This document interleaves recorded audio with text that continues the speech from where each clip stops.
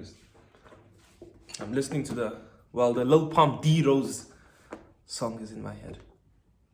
D Rose, D Rose, D Rose, D Rose, D Rose, D Rose, D Rose. Anyway. Okay, so you know the vibes.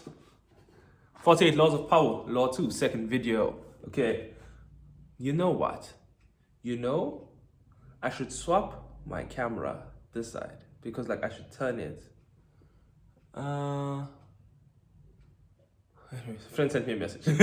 I should swap my camera this side because like when I look, the camera's here, so it looks like I'm looking there. Because I'm looking there because that's where I am, but the camera's here, so I need to, you know. But anyway, again, it's 48 laws. I figured this out in my second law. The rest of 46 videos are going to be perfect.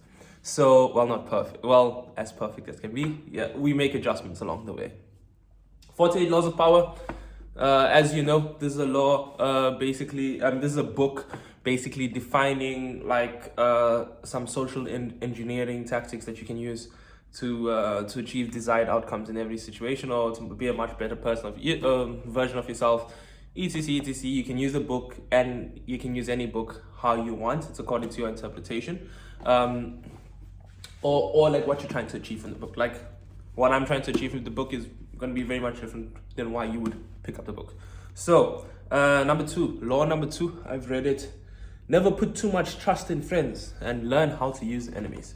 Okay, very good law. Firstly, okay, never put too much trust in friends and learn how to use enemies. It's a very good law, but you first have to define what he means as a friend. Because okay, never put too much trust in friends, learn how to use enemies. To me, I'm taking much more emphasis on the first part, never put too much trust in friends. Then we'll go to learn how to use enemies. So it's important to define what kind of friend he's talking about, because again, this is not a blanket statement. Not to say never put too much trust in all of your friends. Then you don't really have friends, you just have a bunch of people you worry about. In that case, why always watch your back? Just be a loner. So for me, how I define friends is I put it more on an acquaintance, but a kind of close acquaintance level. So fortunately, I don't have those. So I'm good. I don't have like acquaintances, but close acquaintances. My friends are my friends, and my acquaintances are my acquaintances. I have no acquaintance friends. So it's superb. But I think the middle ground for this is acquaintance friends. Acquaintance. So that's what he's referring to. Because in that case, these friends have built no loyalty to you. I'm saying it like you're some kind of king or something, but very beautiful lady outside.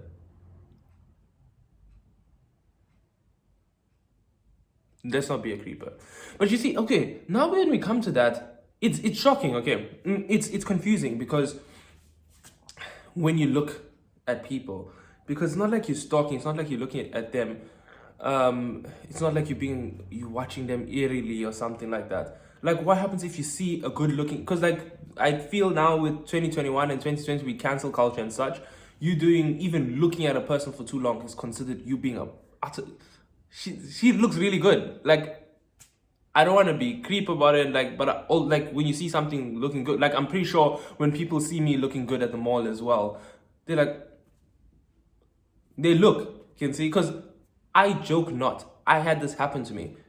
I was wearing the most compliment getting cologne that I have, and I know this gets me compliments, and I wore it out. I wore it to the mall. I wore much more sprays because I needed to cut through all the mall smells and stuff, so you can actually be noticed. Because if I'm in a close setting, I wouldn't wear as many sprays. If I'm like 1-2 people around me, or in a group of friends, I wouldn't wear too many. But this day I was planning to walk around the mall, so I needed it to project a bit farther. So I wore it. I joke not, I noticed somebody following me in the store. Lady.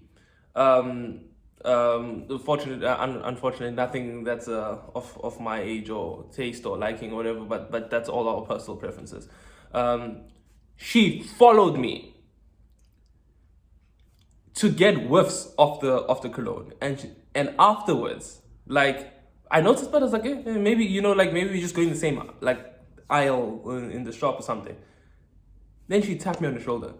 She's like, I'm sorry to say, your cologne is really good. what do you like? You smell really good. Okay, I'm paraphrasing, but she was like, she tapped me on the shoulder. She's like, you smell really good. I was following you from there.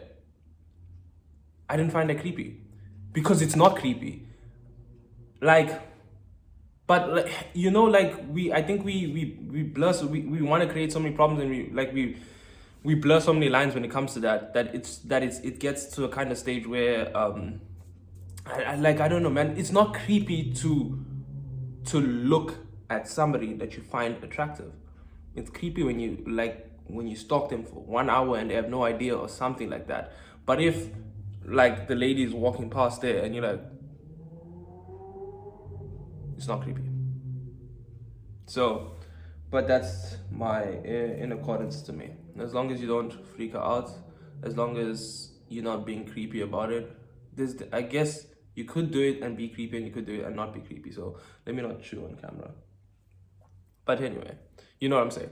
Now, to define friends, the kind of friends Robert Greene saw. She's good looking. Like, what do you want me to do? Like, but I'm not. But of course, yeah. Now I guess it gets creepy when I sit here, prop my legs up, and just stare. You see, that's creepy. But like, when I'm like, oh, I noticed, and then anyway. So, moving on. Let me close that. Much better. She's no longer there. I can concentrate on the video. Now, number two. Well, number two is the kind of friends you want to define. I put them as close acquaintances who have built no loyalty to you. Well, they have, in a sense, in that they choose to be your friend or whatever the case may be, but they have no like love for you, and that's actually a thing. Like, it wouldn't hurt them if you lost your bro. Like, I closed because she's standing here, and now she's standing there. Like, anyway, she moved, so I'm not gonna look. But anyway, so what I mean by that is that they built no love for you. Like, tomorrow, like your life went down a hellhole. Like, they'll be like, oh, bummer, you heard what happened to Yusuf? Oh man, I feel so sorry for him. Okay, so what are we having for dinner? But then like your real friends would be like, shit man, you saw what happened to Yusuf. No, I don't want to use my name in this. You saw what happened to Lifestyle. I'm naming a person Lifestyle, okay? You saw what happened to Lifestyle. Like, Lifestyle was so we need to help that dude. Like, and this is what real friends would do. Like, Lifestyle lost his job. I'm checking. I know my company has this position. I'm taking the guys. I'm telling the guy to apply. I'm approaching HR because he's qualified enough for the position. I'm trying my best to make him to get him back to his feet. That's what real friends do. But acquaint friends, the kind of friends Robert Greene is talking about, is Lifestyle. What a shame, man. Cool guy. I really hope he gets up on his feet, eh? That's kind of friends you don't want. Like, that kind of friends you don't put too much trust in. Even such also, but like, too much trust as well in like, even like your friends. Like, it's like one or two things you can't, like, and if anyone says that they've told their bestie every bullshit, there's that one thing you never told. Because of course maybe it comes out later. Like, like for me, one thing I tried not to do was tell my friends about my relationship problems, because you see, that's why don't put too much trust in friends. I don't tell my friends about my relationship problems, or some of my best friends. I didn't tell them. I told one or two. Again, it's not a blanket. I never told I told one or two of my friends, but I didn't tell some others, because like I want to, because different people react differently. You know this as your friends as well. So not all your friends are gonna give you. Some friends are gonna be like, hey Yusuf, bro, you're looking sexy, man. Like, leave her. Other friends like, hey Yusuf, you built this thing over 4 years. Relax, man. Like, check if you guys can talk it out. So in that sense, I chose which friends to put trust in, if that makes sense.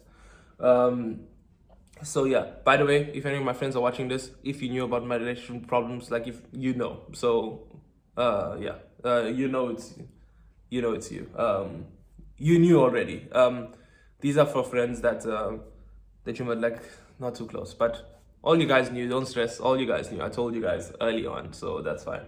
But yeah, there's that. So it's the kind of friends. I'm not gonna define it so much. It's kind of friends, and learn how to use your enemies. Very, very, very, very crucial. Very, very important. For me, learn how to use your enemies. Because look, the one person that's very predictable is an enemy. Friends not predictable. Because you expect them to because an enemy, you expect them to act a certain way, and they act like it. And even when they're friendly, you're like bullshit. So you know they always have malicious intent. With a friend, you expect them to act a certain way in a very nice, friendly manner, like loves you, etc, etc. And then when they act differently, it comes as a shocker. But when your enemy acts differently, you always know your enemy's intention. That's why they're your enemy.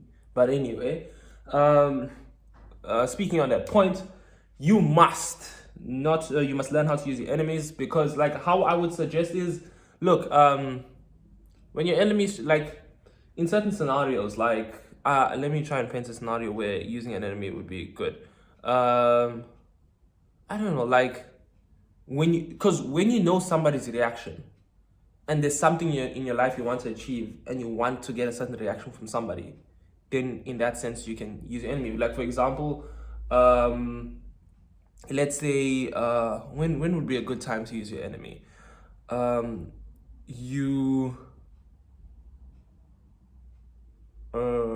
don't know, you want to make them seem stupid, so you whisper you whisper something where they'll hear, and then they say it, and then it's investigated, then finds out that they're a fool and they're trying to put you in bad light, something like that. So you learn how to use your enemies. I'm not gonna tell you how, but because it's very difficult to come up with a scenario on the spot, but it's at the time you'll know, because enemies are the most predictable people ever. So learn how to use them in that sense. Why am I looking at messages? I must anyway. Yeah, so learn how to use them in that sense. So yeah, pretty girl is gone. Yeah, so learn how to use them in that sense.